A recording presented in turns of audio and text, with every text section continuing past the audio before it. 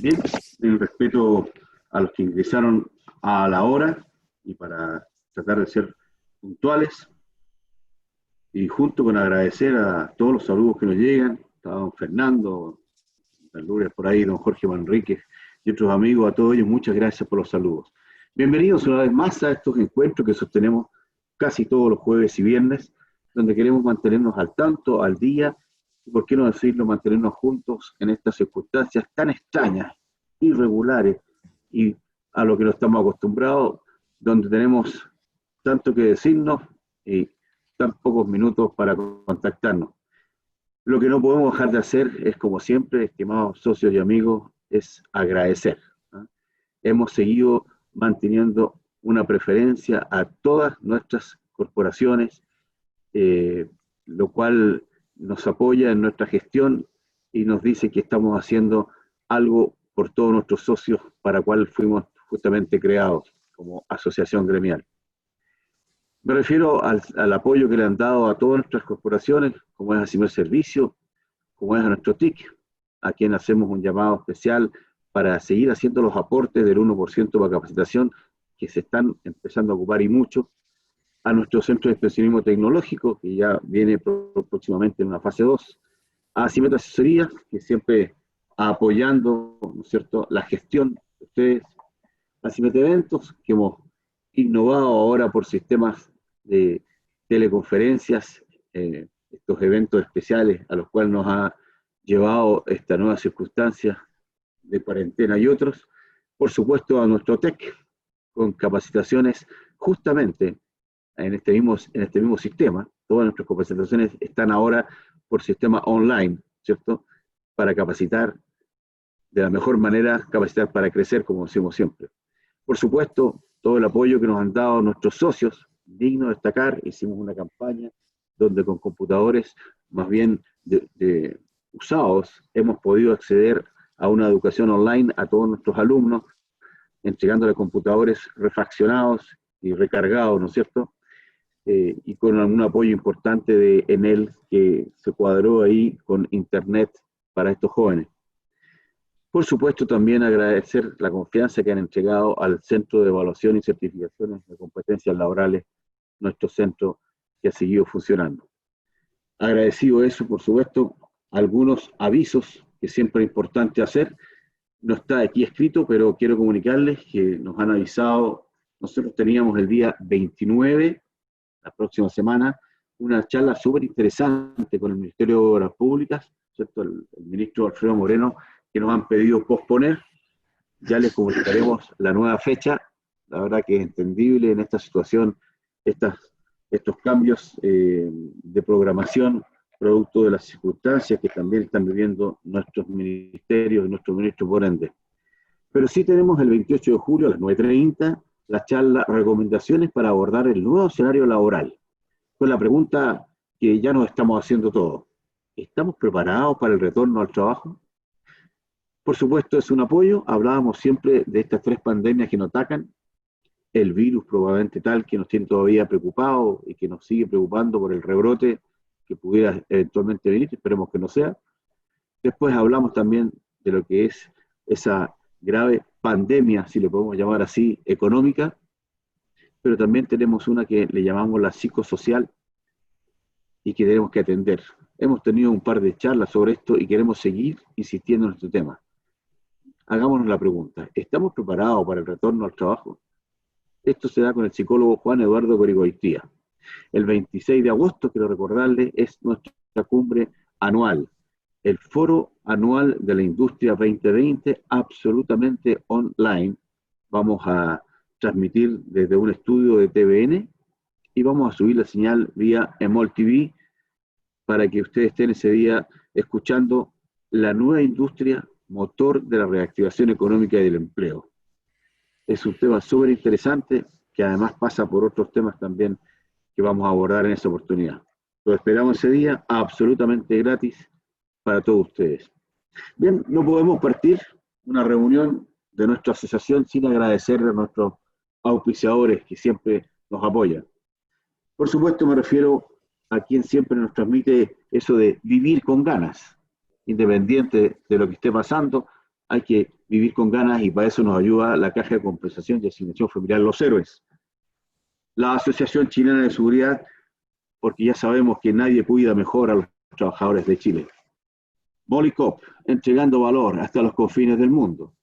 Acero Sasa, acero sostenible, seguimos construyendo juntos.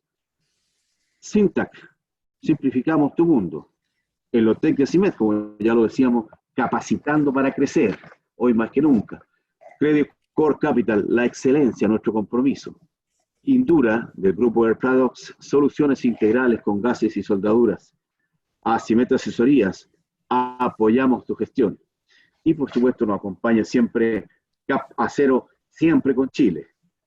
Amigos y amigas, quiero entonces presentarles al abogado, ¿no es cierto?, don Ignacio Schmerter. Él es abogado de la Pontificia Universidad Católica de Chile, es líder del área de Derecho Penal Económico de la DLA Piper Chile, expertos en materia de responsabilidad penal. La verdad que el tema de la responsabilidad hoy día se nos viene encima por muchos aspectos en estos tiempos de pandemia. Así que, sin más y en honor al tiempo, quiero dejar con ustedes a don Ignacio Schmerter. Espero haber pronunciado bien, Ignacio, tu apellido. Bienvenido, muchas gracias por contarnos qué está pasando y de qué tenemos que estar atentos en estos días. Ignacio, le cedo el micrófono. Gracias, Marcelo. Muy bien pronunciado el apellido, lo agradezco. Y buenos días a todos. Un gusto saludarlos en estos tiempos a través de Zoom. Y espero con la charla orientarlos y que al menos puedan tener una aproximación respecto a un tema que muchas veces a las empresas les es ajeno. La verdad que la presentación que les voy a hacer hoy día y de lo que les voy a hablar, traté de hacerlo un poco más didáctico. Los abogados tendemos a veces a ser muy apegados a lo jurídico y al texto legal. Eso no significa que finalmente no me vaya a referir a ello, pero la idea es un poco mostrarles la realidad chilena y cuál es el impacto de las normas penales y de los requerimientos que la ley le exige a las empresas. Entonces vamos a empezar la presentación. Voy a compartirles la pantalla.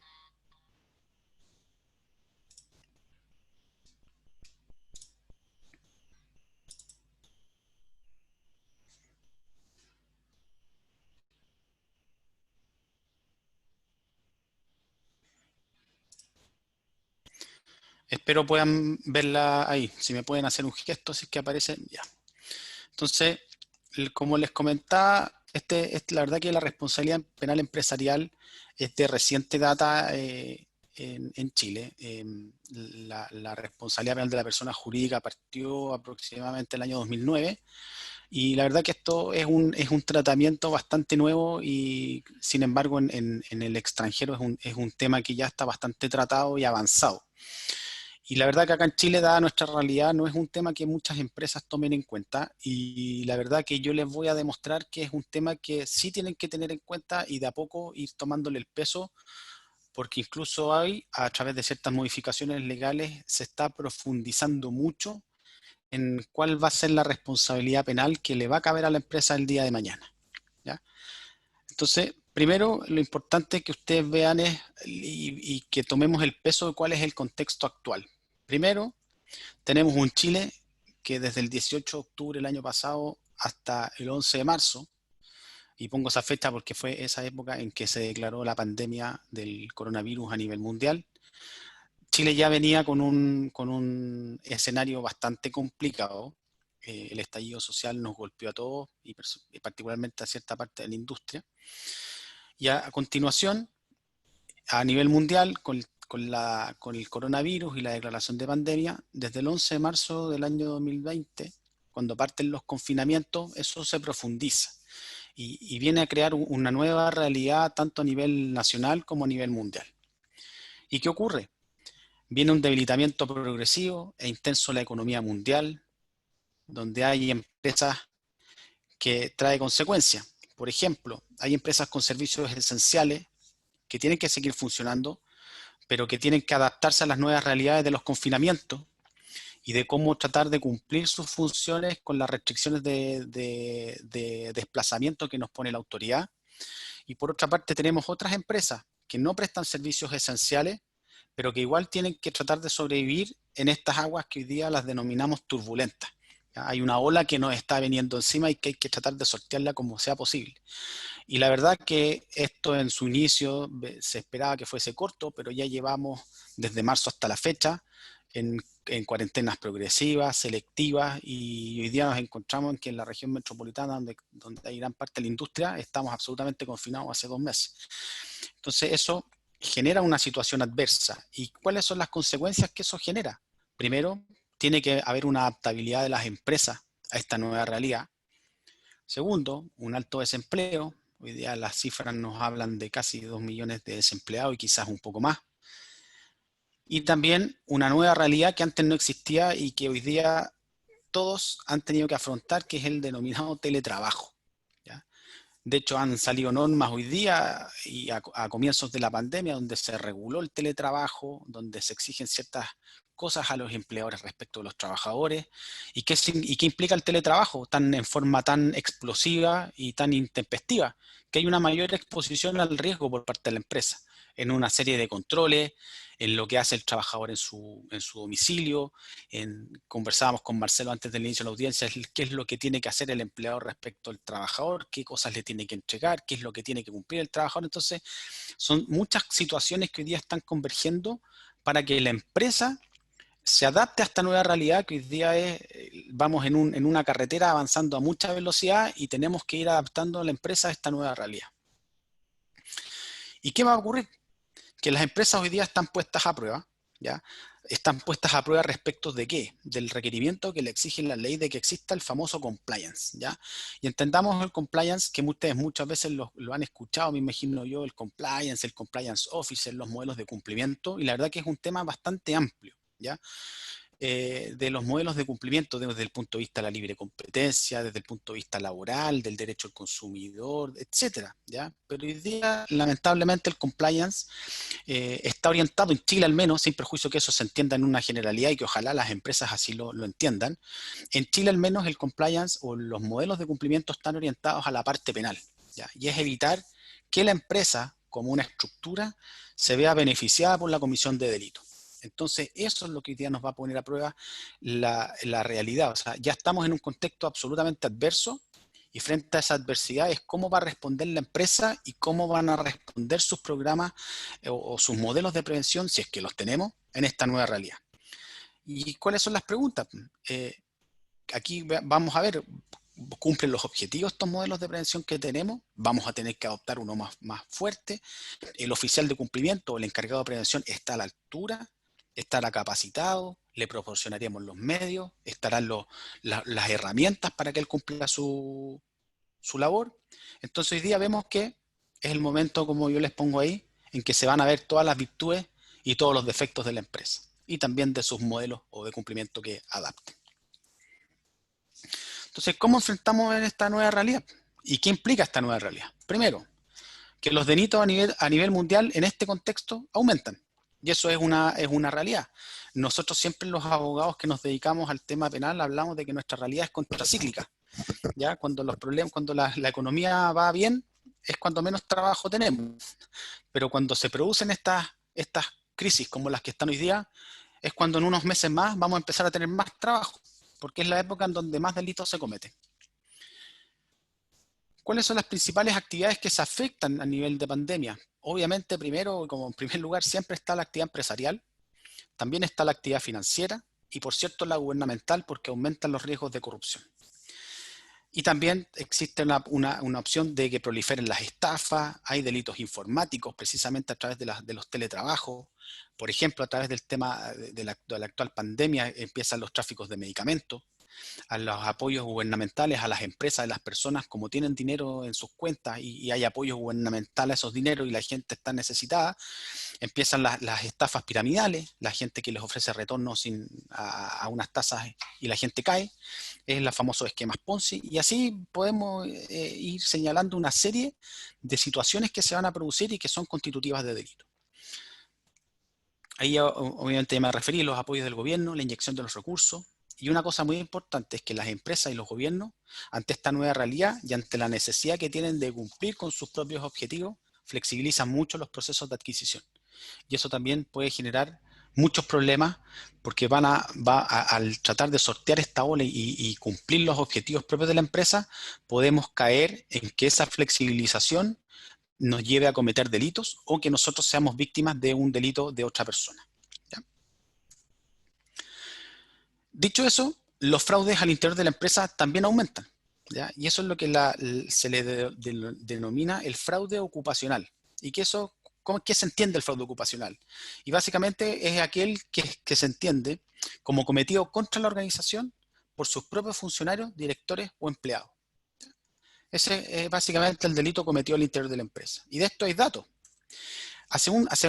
Yo les diría a comienzos de año, por ahí por marzo, abril, salió la 11ª versión del reporte para las naciones que hace una organización internacional que se denomina ACFE por sus siglas en inglés, y donde hace un análisis en un periodo de tiempo que va de enero del 2018 a septiembre del 2019. Y hago presente que esto es un análisis que se hace en tiempos de absoluta normalidad.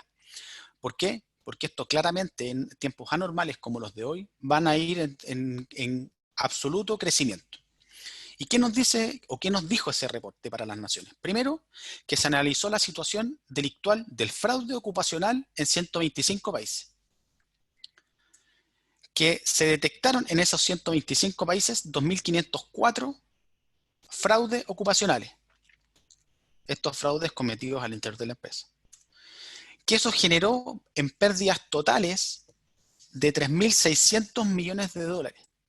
Lo que equivalía acá a nivel empresarial y específica al 5% de las utilidades de cada empresa. Ese era el equivalente del total, lo que le correspondía a cada empresa. Esos fraudes tenían como regla general que se demoraban 14 meses en ser descubiertos al interior de la empresa. Y sí, lo que yo les comentaba, si eso ocurre en tiempos de normalidad, ¿qué va a pasar en estos tiempos anormales? Y les aseguro que esto va a aumentar. Quizás no lo vamos a detectar ahora, pero nos va a pegar en unos meses más. Entonces, ¿por qué ocurre esto? Primero, ¿cuáles son las motivaciones que pueden llevar a alguien a cometer un fraude ocupacional? Primero, quizás las empresas deciden cometer delitos porque necesitan mejorar su estado financiero, o hay determinados trabajadores que buscan mejorar sus resultados para obtener, por ejemplo, bonos, comisiones por venta, etc. ¿Y eso qué hace? Que en definitiva nos lleve a entrar en una dinámica delictual para presentar una mejor realidad, ya sea porque necesito obtener financiamiento, porque quiero vender mi empresa, o bien porque un trabajador se vea apretado de caja o que no tenga los recursos necesarios, por ejemplo, ante una rebaja salarial temporal, o quizás a cuando se ha producido la suspensión o que advierta que se va a producir la suspensión del empleo. Por lo tanto, hay que tener ojo porque las motivaciones de este fraude pueden venir desde los distintos lados tanto de la empresa propiamente tal como del trabajador. ¿Y cuáles son los principales delitos que siempre se ven? Primero, corrupción, apropiación indebida y lo que es clásico, la adulteración de los estados financieros para presentar una mejor situación. También el reporte de las naciones nos detectó cuáles eran las áreas al interior de la empresa en que ocurrían los mayores fraudes. Y estaba el área de operaciones con un 15%, el área de la contabilidad en un 14%, el área ejecutiva o de mandos superiores en un 12% y en el área de ventas en un 11%. ¿Y cuáles eran los métodos de ocultamiento del fraude en forma más clásica? Básicamente era la adulteración documental o la falsificación de documentos, tanto físicos como electrónicos. ¿Y cuáles eran los rubros más afectados? La banca y los servicios financieros en 386 casos, la administración pública en 195 casos, el área de manufactura, 185 casos, salud, 149 casos. ¿Y cuál era la gran debilidad de la empresa en todo esto? En todos los análisis que hizo este reporte para las naciones, en todos se decía que no había control o que el control que existía era insuficiente. Eso era a nivel general de todas las empresas. ¿Y cuáles son las alertas que uno puede tomar en cuenta quizás para descubrir un fraude al interior de la empresa? Las clásicas. Primero, los cambios de hábitos de vida en el trabajador, las dificultades financieras que enfrenta un trabajador, la relación cercana de un trabajador con un proveedor, cuando, por ejemplo, el trabajador no le gusta compartir sus labores con un compañero de trabajo, o bien cuando tiene problemas familiares, por ejemplo, un divorcio. Todas esas son alertas que pueden orientar o que uno puede poner hoy énfasis o o tener en cuenta para poder evaluar esas cosas al interior de la empresa. Entonces, tenemos esta realidad mundial, tenemos estos índices que nos dan ciertas alertas de dónde pueden venir los fraudes ocupacionales o los fraudes que puede cometer la empresa, las áreas específicas, cómo podemos detectarlo y cuáles son las debilidades. Entonces, la pregunta es, ¿cómo evitamos esto? ¿Cómo evitamos el delito la comisión de estos delitos empresariales o los delitos al interior de la empresa? Y básicamente aquí está en el control interno. Y aquí vienen todas las preguntas. ¿Qué hago? ¿Cómo prevengo? ¿Cómo evito que los trabajadores cometan los delitos en beneficio propio o en beneficio de la empresa? ¿Cómo traspaso el control interno a la nueva realidad del teletrabajo? Y aquí les quiero dar un dato. Hay 1 de cada 3 delitos que se cometen al interior de la empresa, ya les decía anteriormente, pero al menos en Chile 1 de cada 3 se cometen por falta de control interno. Y eso en tiempos de normalidad. De nuevo, en estos tiempos de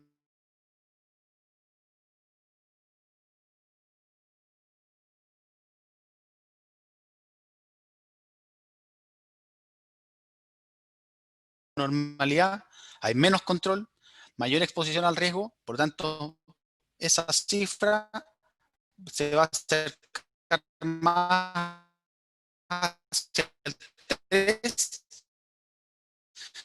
que hacia otra cifra. ¿Cómo hago efectivo este control? La prevención es robusto, es dinámico, esta mayor exposición.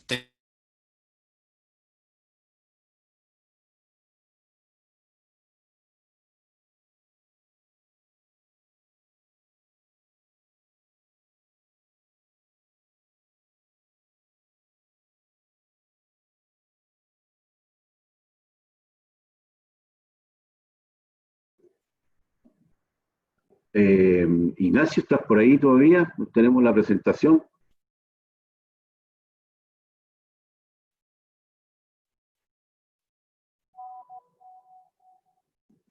Aló, Ignacio, tenemos un problema de transmisión de parte de Ignacio que está efectivamente en el sur. Así que vamos a darle unos minutos a ver si podemos volver con Ignacio. ¿Aló? ¿Me escuchan? Ahora sí, Ignacio, te quería Sí, decir que hace un par de minutos que perdimos la señal, sí, así sí, que si sí. podrías retomar. Voy a retomar. Yo me Vuelvo quedé, atrás. claro, me quedé ahí ¿Dónde por lo quedamos, menos. Marcelo? Yo me quedé con cómo evitar que trabajadores cometan delitos en beneficio propio, qué hacer, cómo prevenir, las dos primeras frases. Después Ya, ya empecé a escuchar cortado y nada. perfecto. Vuelvo atrás entonces. Entonces, lo que les comentaba que dada esta nueva realidad de la situación mundial, la situación actual del país y estos índices extranjeros que nos permiten como tomar ciertos parámetros o análisis de lo que puede ocurrir, surgen las preguntas al interior de la empresa, bueno, ¿qué hago? ¿Cómo prevengo? ¿Cómo evito que los trabajadores cometan delitos? ¿Cómo traspaso ese control a la nueva realidad del teletrabajo? Que es la nueva realidad del trabajo informático. ¿Ah? ¿Cómo le entrego los medios al trabajador? ¿Cómo me protejo yo como empresa? Entonces, ¿cómo hago este control? ¿Cuál es el rol que tiene que tomar el oficial de cumplimiento? ¿Cómo se evito esa mayor exposición al riesgo? ¿Cómo trabajo los canales de denuncia? Etcétera. Entonces, frente a esto, ¿cuál es el rol del modelo de prevención? Está robusto, es dinámico, me permite adaptarlo. Y lo que les comentaba también es que en Chile 1 de cada 3 delitos se comete al interior de la empresa por falta de control interno. Y eso es en tiempos de normalidad. En tiempos de anormalidad, como las de hoy día, esa proporción claramente va a ir más a tender a subir que a desaparecer. Entonces, se quedó pegada la presentación. Un segundo.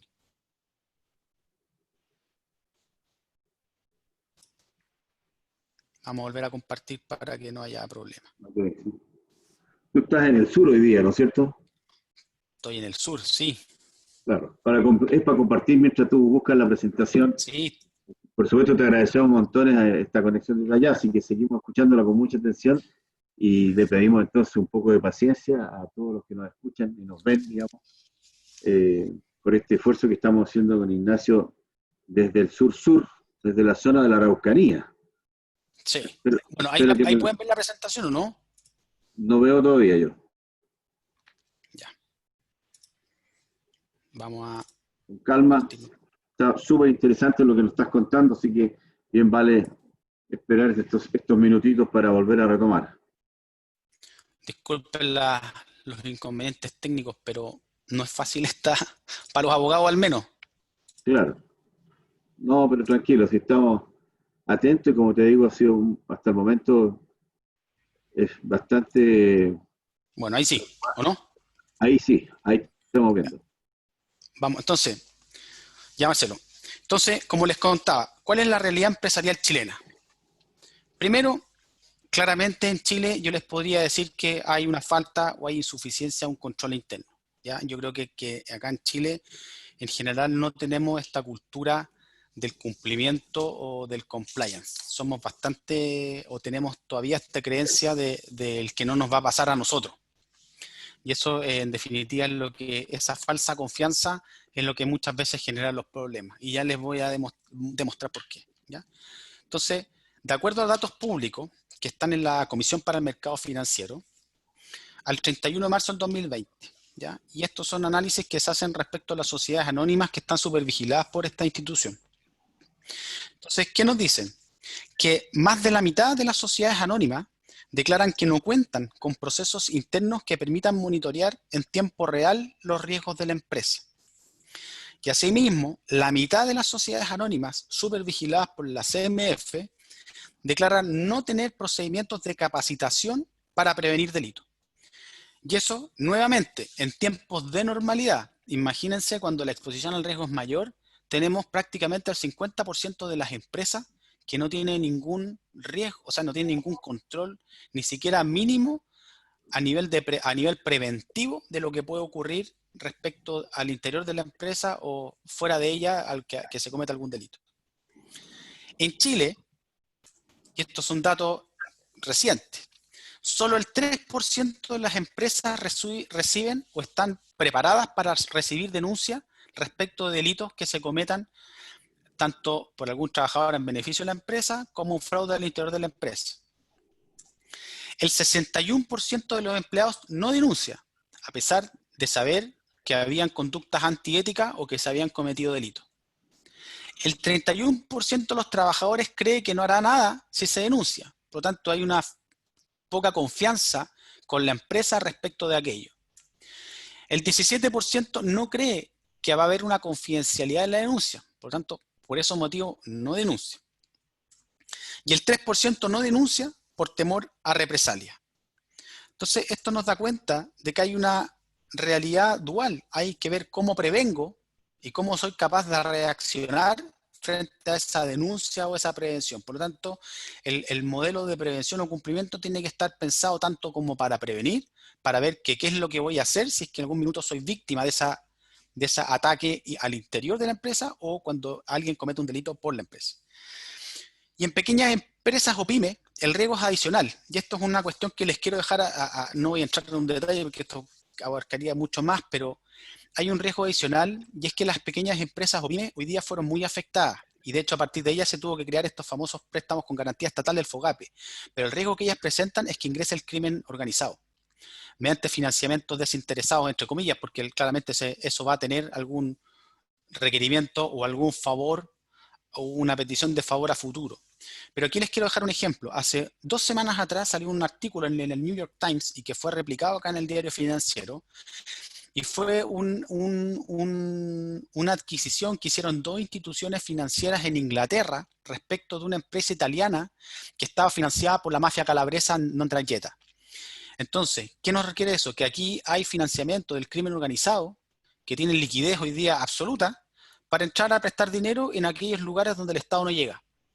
Y eso es muy grave porque va a empezar a permear la organización y al final la organización se va a transformar en el requerimiento del mafioso, del aportante, del financista de turno. Y eso es muy grave.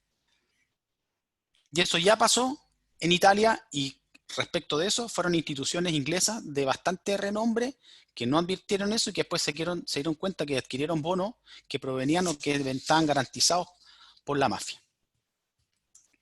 Entonces, aquí empieza a entrar ya en el tema del compliance, del modelo de prevención de delitos, el encargado de prevención y lo que yo les decía, esta prevención y la reacción.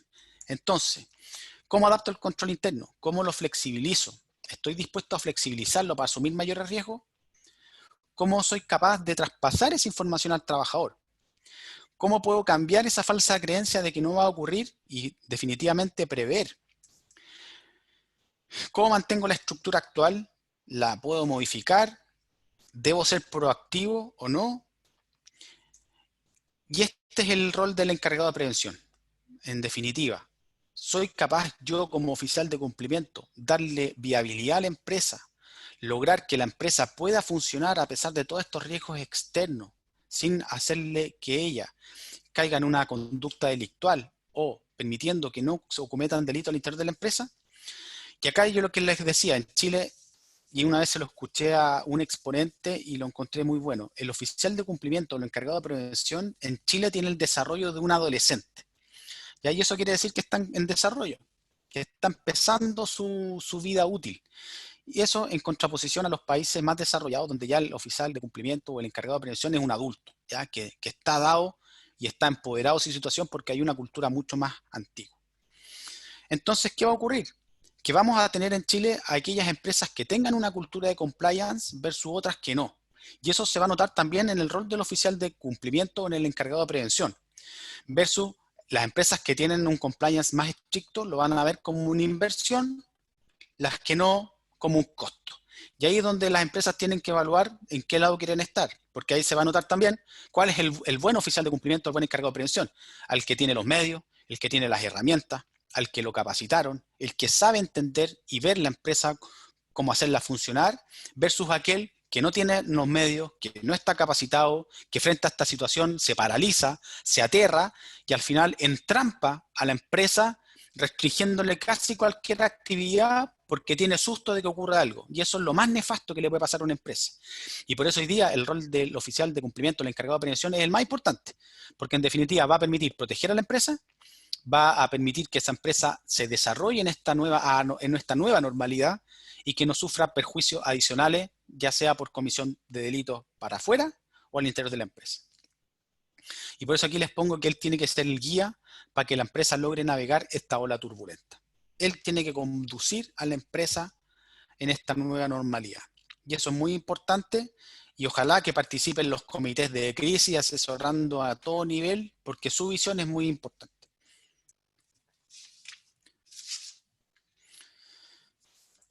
Como les decía, el encargado de prevención hoy día es más importante que nunca y le da valor a la empresa, no le va a dar un costo, nada. Hoy día la empresa se ve valorizada cuando tiene un encargado de prevención que le da como esta señal de semáforo a los terceros.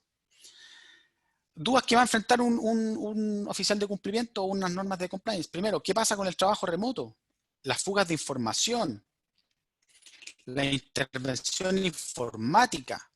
¿Cómo me pueden atacar desde afuera robando mi información o no? ¿Cuáles son los mecanismos de protección que le doy a esa información sensible? ¿Cuáles son los mecanismos de protección que le doy al trabajador en su lugar de trabajo? ¿Cómo flexibilizo los procesos? ¿Cómo reviso los correos, las aplicaciones del trabajador? ¿Dónde están los límites? ¿Puedo hacer un control informático? Etcétera. ¿Cómo colisiona esa revisión por ejemplo, de los correos informáticos o de las aplicaciones con los otros derechos que tiene el trabajador? El derecho laboral, el derecho a la privacidad, etcétera. Entonces, como señalé, se pone a prueba los modelos de prevención si son adaptables ante nuevos delitos.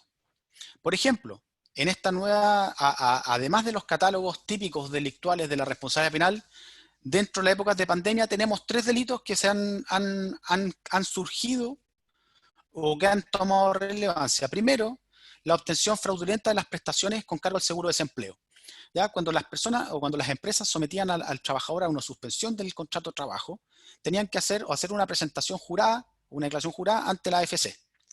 Entonces, cuando uno hacía esa declaración con antecedentes falsos, y hacía, por ejemplo, porque en verdad no se suspendía el contrato de trabajo o porque yo le había rebajado el salario, pero en definitiva él seguía trabajando, voy a obtener una prestación en forma fraudulenta. Y eso era un delito. Y ese delito fue incorporado a la Ley de Responsabilidad Penal de la Persona Jurídica, pero en forma transitoria, solo mientras dure el contexto de pandemia o cuando dure o mientras dure la aplicación de este seguro de cesantía. Eso es un delito nuevo que se creó ahora y que va a tener implicancia en la empresa mientras dure este contexto de normalidad. Después, por ejemplo, el mal uso de los créditos FOGAPE. Todas las empresas que tenían dificultades financieras podían acceder a estos créditos con garantía estatal del Estado, y la restricción que pone la ley, que es muy antigua, es que esos fondos sean utilizados para los fines que establece la ley. Bueno, ¿qué pasa si yo pido ese financiamiento y pago deudas? ¿Qué pasa si yo le pago a un proveedor o voy a invertir en la bolsa? Eso también es un delito. Y dependiendo del cariz en que lo podamos enmarcar, uno podría decir que podría ser una obtención fraudulenta de un crédito bancario. Si es así, no hay responsabilidad penal de la persona jurídica, pero si yo considero que es una apropiación indebida, sí le trae responsabilidad penal a la persona jurídica. Y tercero, los delitos contra la salud. Hace 2 semanas atrás salió el famoso artículo 318 ter, que fueron las modificaciones que se hicieron en los delitos contra la salud pública. Y el artículo 318 ter está, ¿y qué sanciona? Al empleador que obliga al trabajador a concurrir a su lugar de trabajo cuando él está en su domicilio o en una residencia, cuando está confinado por haber estado contagiado. ¿Y qué pasa? Que si yo hago eso, cometo un delito para la ley de responsabilidad penal de la persona jurídica. Entonces, como vemos, esto es algo que va cambiando permanentemente y el encargado de prevención tiene que estar alerta y el modelo de prevención tiene que ser adaptado. Bueno, vamos aquí a lo jurídico.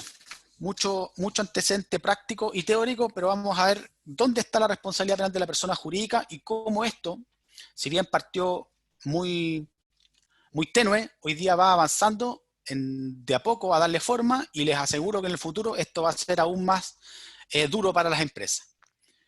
En primer lugar, ¿dónde se creó esta ley de responsabilidad penal de la persona jurídica? En el año 2009. Ahí tienen la ley y partió con delitos los primeros: el cohecho, lavado activo, financiamiento del terrorismo.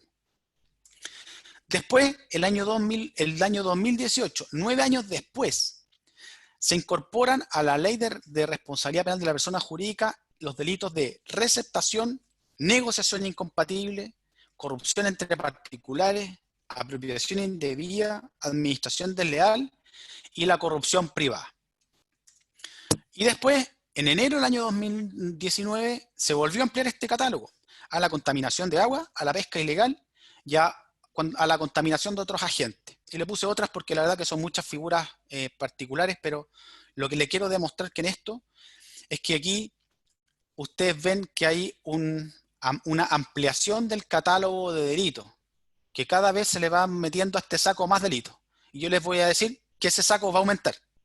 Hay proyectos de ley hoy día que ya se están discutiendo hace tiempo, que van a ampliar este catálogo de delitos, por ejemplo, los delitos de libre competencia. Pero además hoy día hay un proyecto de delitos económicos, que me voy a referir después, donde van a meter a este saco 205 delitos.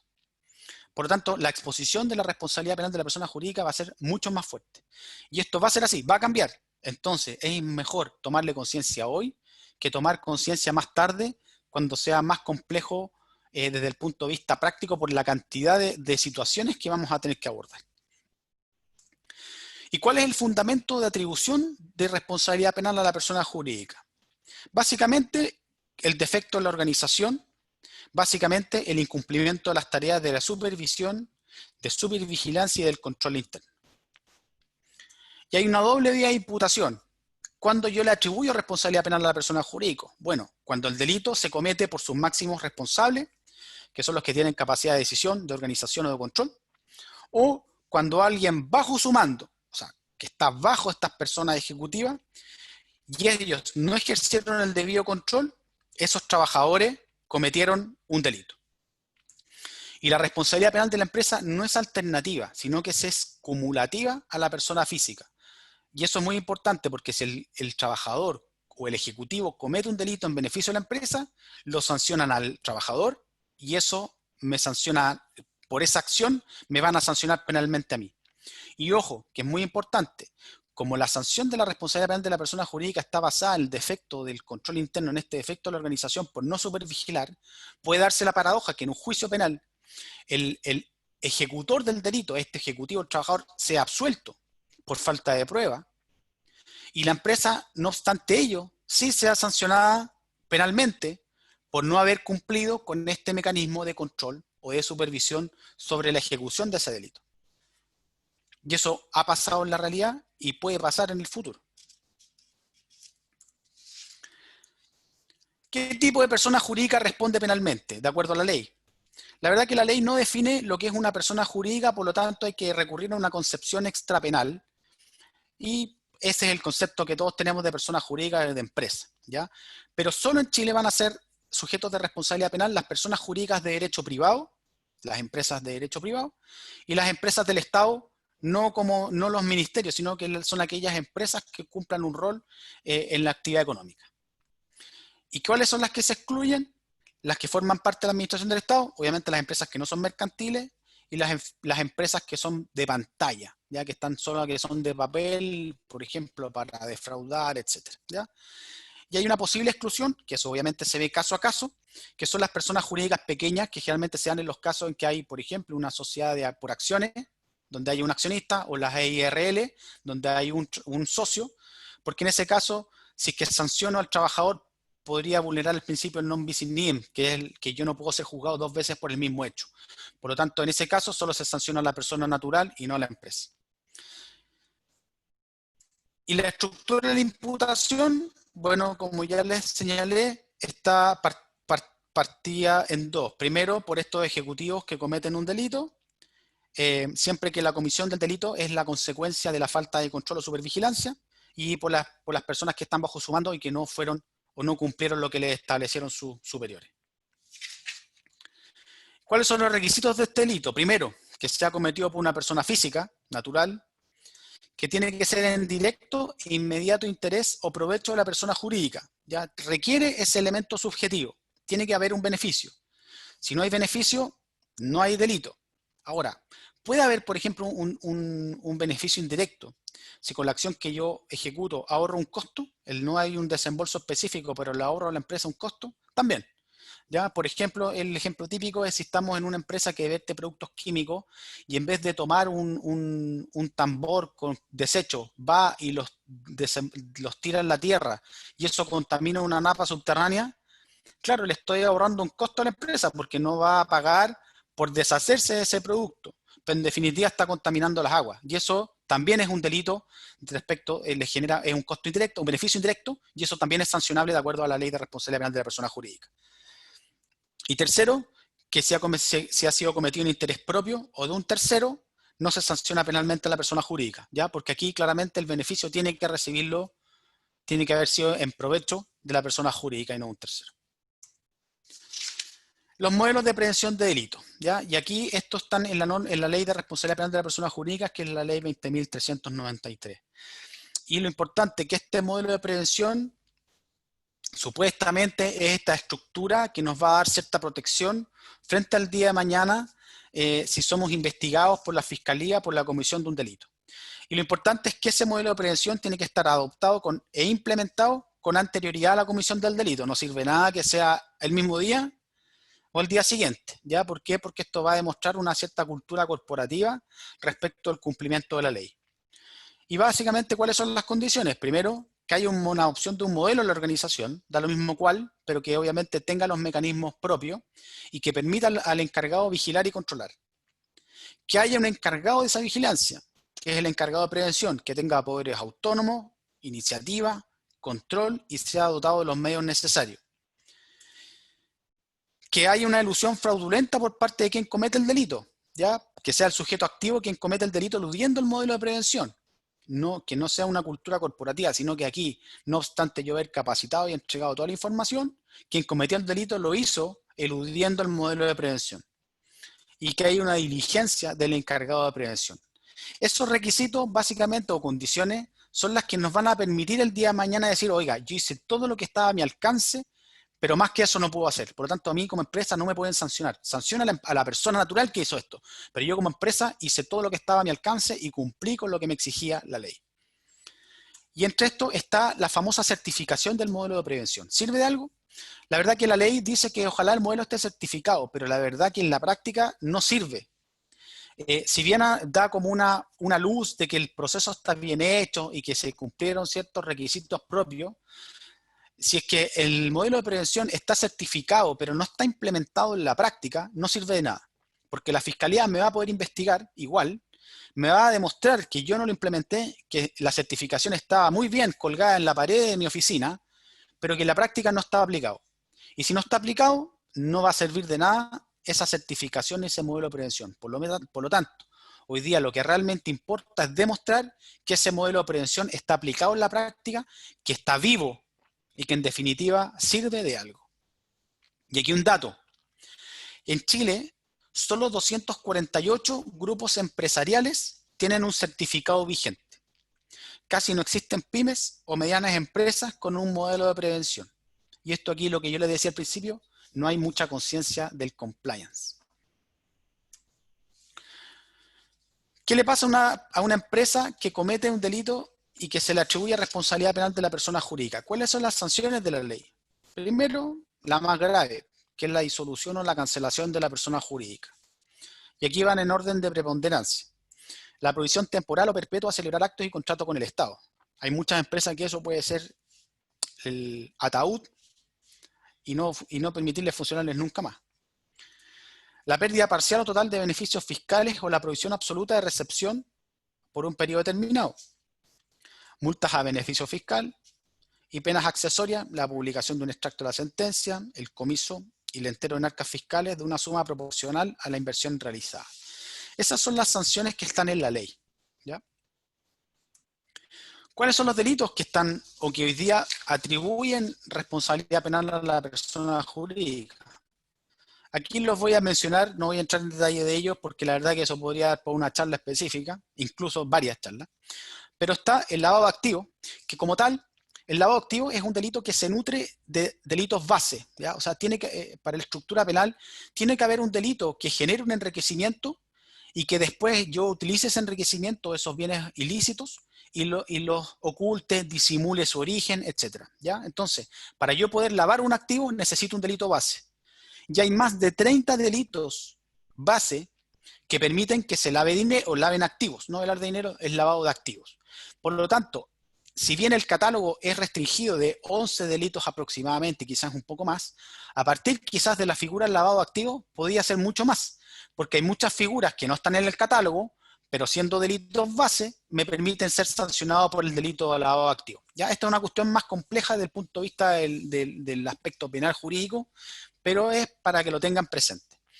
¿Qué otro delito? El soborno o el cohecho activo, la negociación incompatible entre privados, la corrupción entre particulares, la apropiación indebida, la administración desleal, la contaminación de agua, la receptación. Y los nuevos, la obtención fraudulenta de prestaciones con cargo al seguro de cesantía, que ya como les comenté es transitorio, pero tiene una particularidad, las penas son muy altas, van de 541 días a 5 años y tiene una prohibición especial de contratar con el Estado por 2 años. La utilización mal de los créditos FOGAPE, que hoy día son el 90% de las empresas que han recurrido a este financiamiento. Si hay apropiación indebida, si atribuye responsabilidad penal. Si es un atentado contra la ley general de bancos, no. Y el 318 TER, que hablamos hace un ratito. Este también es un delito que se incorpora al catálogo y que hoy día genera atribución de responsabilidad a la persona jurídica a través de esta ley. Aquí les quiero dar unos ejemplos de los casos que hasta ahora hay, en Chile al menos, donde se ha discutido la existencia o no de un modelo de prevención. Y les voy a anticipar que en ninguno se ha llegado a un juicio oral efectivo donde se permita analizar por parte de un tribunal de garantía las exigencias de un modelo de prevención, su aplicación práctica y en definitiva saber si ese modelo de prevención con esas características me permite o no excluirme de esta responsabilidad penal. Y les voy a solamente mencionar los casos y les voy a decir dos cosas. Hoy día el único caso hasta el día de hoy en que se va a poder saber si efectivamente un modelo de prevención cumple ese objetivo es el caso Corpesca. En el caso Corpesca hoy está en un juicio oral que está suspendido por la pandemia, pero ahí la empresa Corpesca está diciendo que ese modelo de prevención sí funcionaba y sí estaba en la práctica. Por lo tanto, va a ser el primer caso en Chile en que se va a ver cómo un tribunal analiza un modelo de prevención y qué es lo que le exige. El primer caso fue el año 2013 de las pinturas Cerecita, que fue a partir de un delito de cohecho, porque le estaban diciendo que sus empresas contaminaban y querían salir de la comuna. Bueno, le pagó un funcionario municipal donde no lo fiscalizaban. Y que llegó a un acuerdo judicial por 2 años, que es una suspensión condicional del procedimiento, donde le impusieron todas esas condiciones. Después, el caso de Salmones Colbún, el año 2013. Aquí también ellos falsificaron sentencias para obtener aprovechamientos de agua. Delito cohecho. Se les condenó en un procedimiento abreviado. ¿Cuáles fueron las penas? Ahí están. La constructora Pehuenche, el año 2015. Pagaron para que no se les fiscalizara y para que no terminaran un contrato. Delito cohecho. Procedimiento abreviado, ahí están las penas. Casos más recientes y quizás más conocidos por el conocimiento público que se tuvo de ellos. Los casos de las Universidades del Mar, SEC y Pedro de Valdivia, del año 2016, por obtención fraudulenta de la acreditación por alumnos CAE. Delitos de soborno, una empresa, la Universidad del Mar, condenada, ahí está la multa, y dos universidades, la SEC y la Pedro de Valdivia, con una suspensión condicional del procedimiento, con condiciones de pago más beca, y en todos estos casos, estos 4 casos, el modelo en algunos casos era insuficiente porque era de papel, y en otros simplemente porque no tenían. El caso Corpesca, soborno, y aquí hay un modelo de papel, eso es lo que se está discutiendo hoy en día, que no está implementado, y eso es algo que está en juicio. La pena que se le ha pedido son el pago de 20.000 UTM a la empresa y la prohibición de contratar con el Estado por 5 años. Otros casos, los casos de la NFP, Prolesur, que son casos de administración desleal, y un caso súper reciente que está ahora de junio del año 2020, que es la empresa Nova Austral, donde se le presentó una querella por contaminación de agua, ¿ya? Y ellos introdujeron al lecho marino para poder seguir produciendo salmones, tiraron arena para que recuperara su capacidad aeróbica. Y hoy día esa empresa tiene medidas cautelares reales, que son una especie de precautorias, por 6.000 millones de pesos. Los que le comenté hace un rato también es que la realidad chilena es con los catálogos que existen de delitos bajo las leyes del año 2009, 2018 y 2019. Pero hoy día, y esto quiero darles luces respecto a lo que viene para el futuro.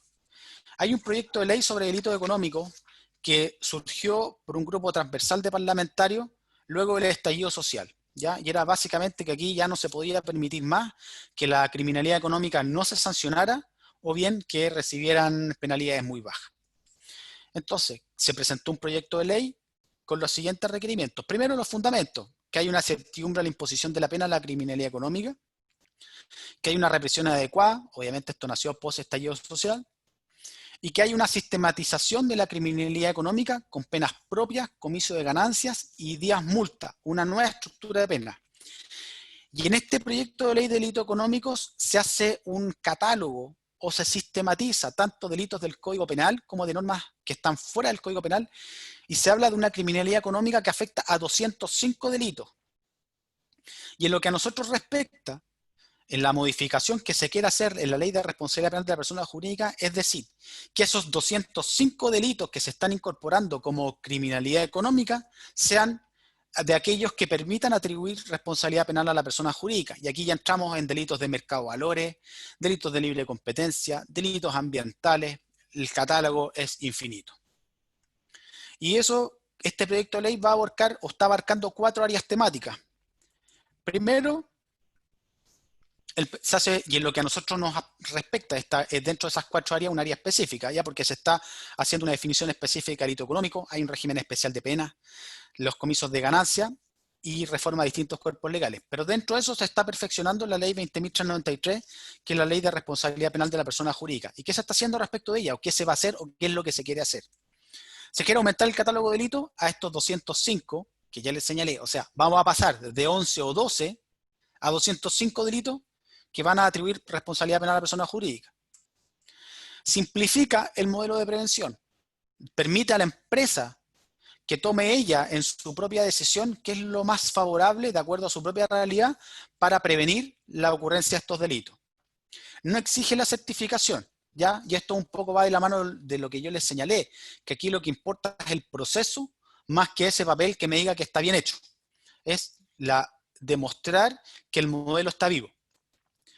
y amplía el catálogo de las empresas que van a estar sancionadas, ¿ya?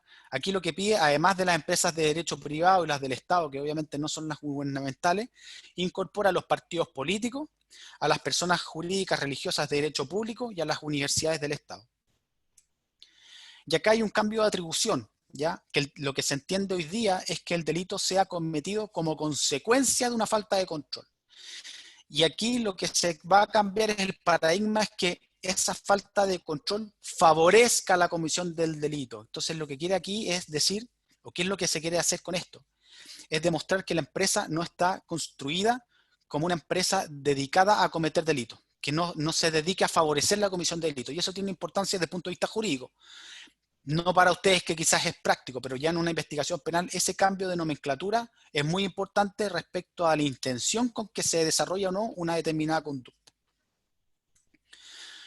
Y incorpora una sanción adicional a las que ya vimos, que es la supervisión, ¿ya? Que es distinto a un interventor. Básicamente aquí me van a poner a alguien en la empresa que me va a decir cómo tengo que hacer el modelo de prevención, me va a decir cómo cumplirlo, qué es lo que tengo, cuáles son las áreas que tengo que resguardar, qué es lo que tengo que enseñar, cómo tengo que prevenir.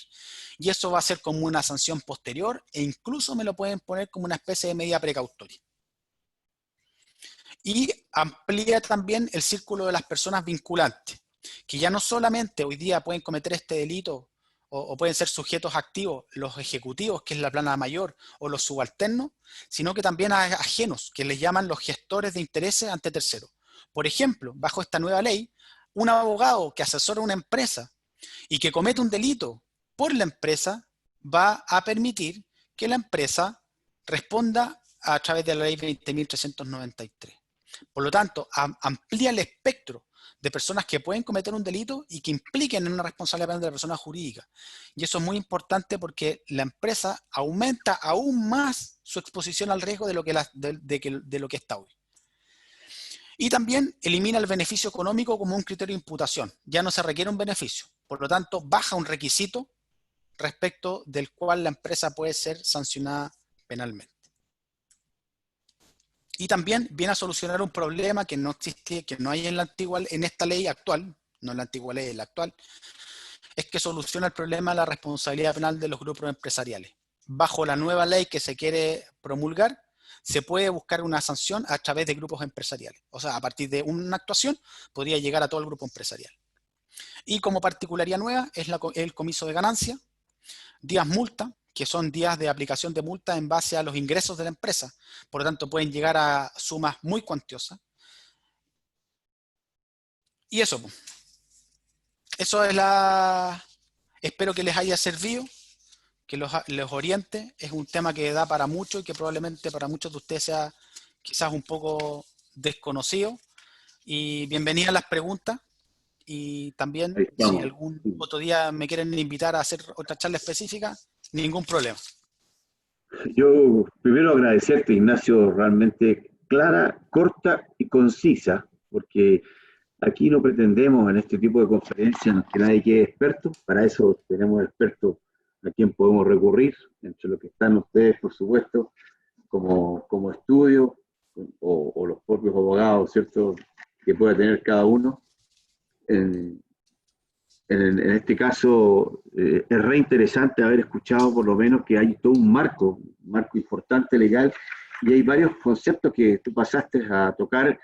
Espero que podamos...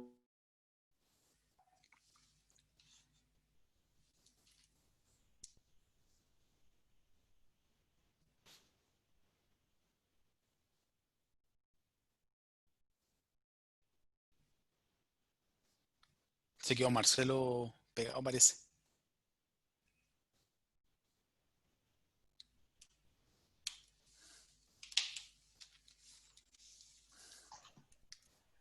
Te perdimos, Marcelo.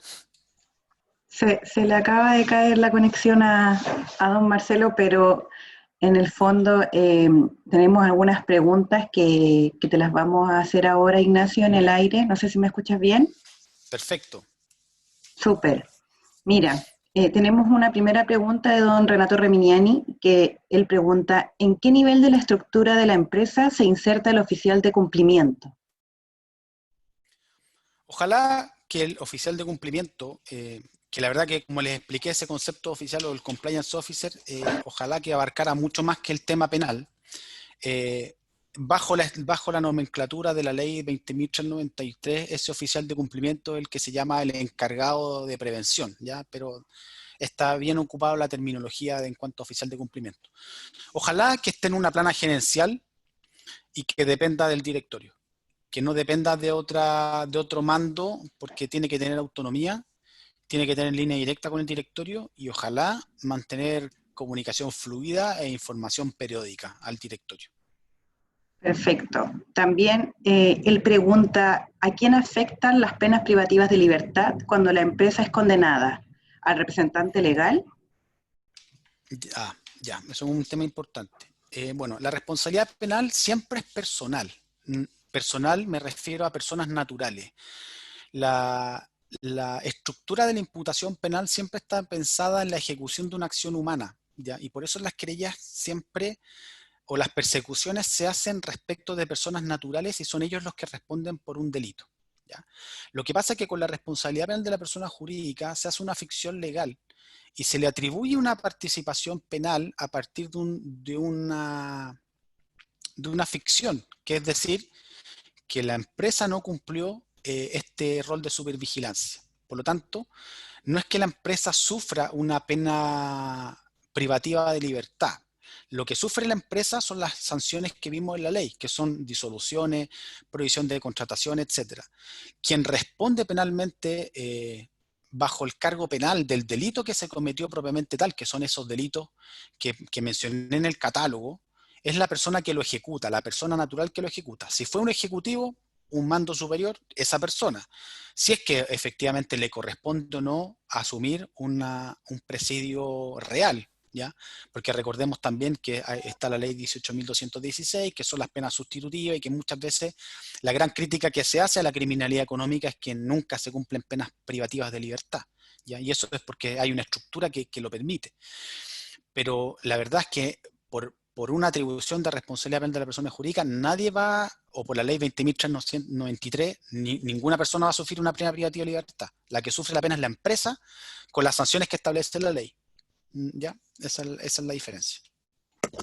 Perfecto. Mira, nos acaba de llegar una última pregunta por el chat, que es de Paula, que dice, cuando se habla del encargado de prevención, ¿se refiere al experto en prevención de riesgo regulado por la ley 16.744? No. ¿O a otra persona? No. La ley habla de un encargado de prevención, ¿ya? Y ojalá que ese encargado de prevención sea alguien dentro de la empresa que asuma un rol, pero no tiene nada que ver con la prevención de riesgo. Aquí es una persona que tiene que ver la empresa desde un punto de vista holístico, detectar cuáles son los riesgos de la empresa. Por ejemplo, y pensemos que es una empresa que le presta servicios al Estado en distintas cosas. Y que el Estado muchas veces licita. Entonces, ahí tenemos un riesgo claro de que hay una persona, por ganar esa licitación, pueda ir y pagarle a un funcionario público porque le adjudique un control. Por lo tanto, ahí tenemos un área de riesgo que tiene que ser identificada y que ojalá el encargado de prevención ponga los énfasis necesarios en eso. Pero si ustedes se ven, el encargado de prevención, como se entiende bajo la otra ley, está pensado en otra cosa, ¿ya? No, aquí no es el encargado de prevención de acuerdo a las normas de seguridad, seguridad, etcétera, el que prima. Acá es una persona independiente con un rol absolutamente distinto, que ojalá tenga los dotados o que esté dotado de los medios y las herramientas necesarias para cumplir ese rol. Porque aquí, entre comillas, va a ser el policía, ¿ya? Y el que tiene que ir poniendo las luces rojas y las luces verdes en la empresa para evitar que precisamente la empresa sea sancionada con lo que establece la ley. Perfecto. Tenemos a don Marcelo de vuelta. Don Marcelo. Muchas gracias, Fernanda, por tomar ahí el liderazgo y mantener la comunicación. No sé, algo pasó en mi internet en un minuto, pero ya estamos de vuelta justamente para retomar diciendo la importancia de esta charla es de abrirnos los ojos. Conceptos como cómo hacemos prevención, se habló, Ignacio habló de capacitación para la prevención, temas muy importantes, también tenemos algún tipo de apoyo en ACIMET al respecto, sobre una palabra muy importante que a los chilenos nos molesta mucho, Ignacio, es el control. ¿Ah? Uno habla de control y la gente dice me están espiando, me están acosando, pero realmente la pregunta hay que hacérsela. ¿Nuestros controles también están orientados a ver este tipo de situaciones que podrían ser delito? Otro tema que hay que mantenerlo muy presente. Tú nombraste, bueno, diste dos abreviaturas y me quedé con la duda. Primero dijiste MPD y después dijiste MDP. Yo intento pensar que es lo mismo, modelo de prevención de delitos. Es lo mismo.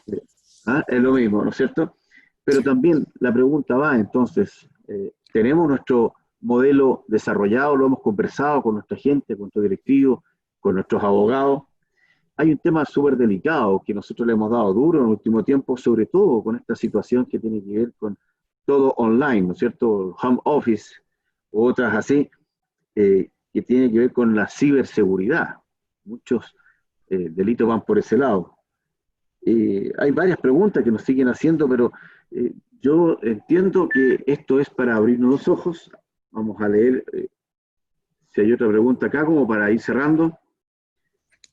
Eh, ¿A quién afectan las penas privativas de libertad cuando la empresa es condenada? Pregunta otra persona, al representante legal. Por ejemplo, ¿la cancelación de la persona jurídica se ha aplicado alguna vez?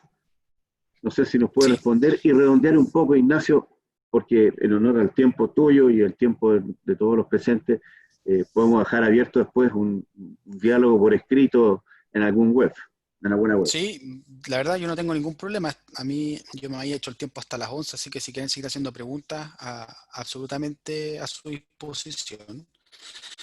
Y ningún problema también en responder después si quieren preguntas por escrito, me las hacen llegar, ningún inconveniente. Al final esto es demostrarles a ustedes que la cultura corporativa va mucho más allá del decir yo hago las cosas bien. Y vean ustedes que las consecuencias pueden ser muy graves y vean ustedes cómo la regulación está yendo mucho más hacia tratar de sancionar a la empresa versus quitarles sanciones o hacer menos requisitos. Entonces, es un poco abrirle los ojos a ustedes de que las manos en los años que vienen van a venir más duras. Y es mejor tomar el pandero hoy día para prepararnos para eso, que después cuando ya tengamos una oleada de 205 delitos, decir, chuta, ¿qué hago contra esto? Porque no voy a poder capacitar a una empresa con todo esto.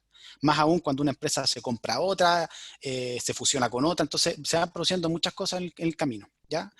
La pregunta que me hiciste, Marcelo, respecto de quién responde por la gerencia general, la contesté justo cuando tú estabas desconectado. Fue una pregunta que me hizo Fernanda, ¿ya? Y respecto a la cancelación de la persona jurídica, no se ha aplicado hasta hoy, ¿ya? No se Y eso aplicamos. es, básicamente yo creo que la cancelación o la disolución es la sanción más grave y yo creo que habría que ver caso a caso y para aplicarlo tendría que ser muy grave el antecedente o tendría que ser una empresa casi que dedicada al crimen organizado para que ocurra, porque el impacto puede ser brutal en el desempleo que puede ocasionar respecto a las personas que trabajan ahí. Por lo tanto, tiendo a pensar que un tribunal puede estar más llano a buscar la segunda alternativa y no la más grave por las consecuencias negativas que eso tiene de dejar a mucha gente en la calle. Pero hasta hoy no se ha aplicado la cancelación de la persona jurídica. Bueno, fíjate, el tema del FOGAPE también es un tema bien sensible, ¿eh?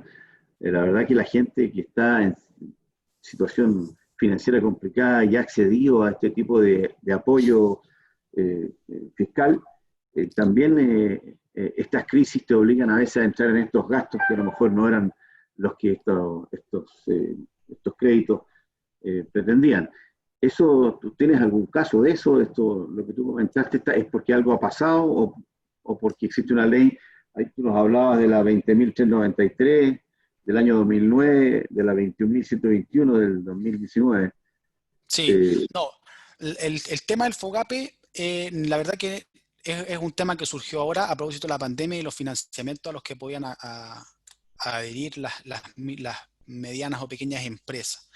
No existe una norma hoy que diga que ese delito va a permitir atribuir responsabilidad penal a la persona jurídica, ¿ya? Lo que pasa es que ese crédito FOGAPE o las normas de esos créditos es un decreto ley que es muy antiguo, ¿ya? Pero lo que dice esa ley es que esos fondos que tú pidas tienen que tener o ser aplicados a fines específicos. Entonces, ¿qué ocurre? ¿Qué va a pasar? por ejemplo, tal cual como tú dices, Marcelo, que hay empresas que están en la quiebra prácticamente y que esa plata la requieren para algo. Pero ¿qué pasa si la usan para otros fines que no son los que establece la ley? ¿Hay delito? Entonces, si uno dice, hay delito, bueno, ¿en qué delito lo podemos enmarcar?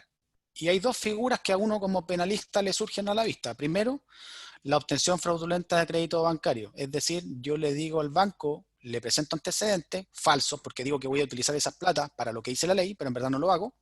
O bien, hago una apropiación indebida, pero no un acto apropiatorio, sino que es la modalidad de la distracción, que es decir, yo le doy una aplicación diferente a esos fondos, que no es la aplicación que dice la ley. Por lo tanto, si fuese en el caso de por ejemplo, una obtención fraudulenta de crédito bancario, eso no es un delito que permita atribuir responsabilidad penal a la persona jurídica, ¿ya? Por lo tanto, no habría riesgo ahí. Pero si un fiscal o alguien o alguna institución bancaria dijera, mire, sabe que aquí hay un delito de apropiación indebida, la apropiación indebida es un delito que permite atribuir responsabilidad penal a la persona jurídica. Por lo tanto, es por eso la relevancia de mencionar el crédito FOGAPE, porque no es que la ley diga que tiene esa repercusión, es que a partir de los tipos penales que pueden servir de base para eso, uno podría enmarcarlo y decir, oiga, usted comete un delito o alguna persona me pidió ese financiamiento para otros fines y resulta que usted los aplicó para otra cosa. Correcto. Oye, para ir cerrando ya, antes de agradecer tu participación, que ha sido brillante, la verdad, un solo tema nomás. Tú nombraste ahí unas 12 o 13 delitos que estaban considerados en este catálogo, no sé, tú viste otro nombre más técnico, pero había uno solo que no se explicaba por sí solo. Cuando tú hablas de cohecho, uno entiende lo que es, bueno, todos Sí. se explican para no repetirlo, pero había uno que creo que es importante comentarlo y aclararlo un poco más. ¿A qué se le puede llamar administración desleal? Que estaba dentro La de los delitos que administración, nombraste. sí. La administración desleal es básicamente una persona que está a cargo de la gestión de un determinado patrimonio y le causa un perjuicio. Eso es, en términos súper sencillos. Por ejemplo, un gerente general que está a cargo de las finanzas de la empresa y que con sus actos perjudica a la empresa. Por ejemplo, deja de cobrar una deuda. Por ejemplo, hace gastos excesivos. Eso es una administración desleal. Ah, Es correcto. básicamente una administración que va contra los fines propios de la empresa. Bueno, voy a echar la última revisión aprovechando tu tiempo. No hay problema. Parece que no tenemos, por favor, algún ejemplo. Dice acá, favor, algunos ejemplos de los 205 delitos. No tengo Ah, más explicación a la pregunta. por ejemplo, los que están incorporando ahí, delitos de la Ley General de Banco, obtención fraudulenta de créditos bancarios, Ley Mercado de Valores, presentación de información falsa al público en general, el uso de información privilegiada, los delitos de colusión del Decreto Ley 211 de libre competencia, el perfeccionamiento de los delitos concursales, que son los delitos de la ley de quiebra. Bueno, el catálogo es infinito, pero ahí tienen Ahí está, hay que ejemplos buscarlo. de... Sí. Pero en verdad, piensen ustedes, aquí lo que están haciendo es la criminalidad económica entendida como la criminalidad que se da al interior de una empresa o al interior de la actividad empresarial. Y dentro de eso están también los delitos de cohecho, negociación incompatible, eso están dados por unos factores de conexión. Entonces, ustedes piensen en los delitos económicos que hay hoy día, todos están en ese catálogo, además de otros que están en otros cuerpos especiales, delitos ambientales, libre competencia, mercado de valores, ley general de banco, y podrían haber muchos más también.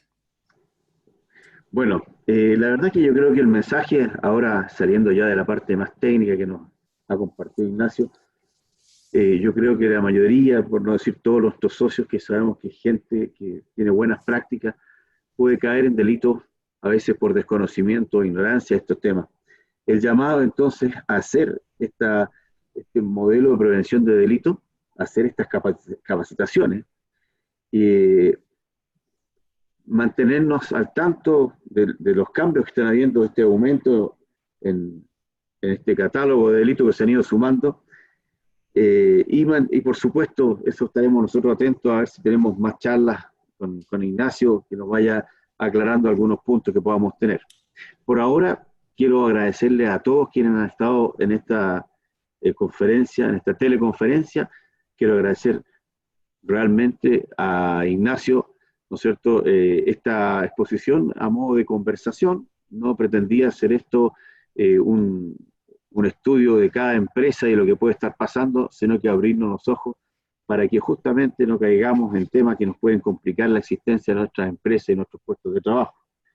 Ignacio, te mando un abrazo allá al sur, espero que las cosas resulten bien, sé que estás en una zona conflictiva, agradecerte esta charla y esperamos verte de nuevo, y a todos los presentes un abrazo, muchas gracias, y como ACIMED sigamos siempre juntos, todos podemos ser buenos, pero juntos somos más. Así que ese es el principio de una asociación. Muchas gracias, Ignacio, muchas gracias a todos. Gracias, Marcelo, y gracias a todos los participantes, y feliz de responder sus inquietudes si tienen dudas más específicas a su disposición. Lo importante es www.acimed.cl o acimed@acimed, ¿no es cierto? También podemos recibir estas consultas y se las hacemos llegar a este excelente abogado, a quien reitero mis agradecimientos por la importante charla que nos acaba de dar. Nos vemos entonces. Hasta la próxima. Chao, hasta luego.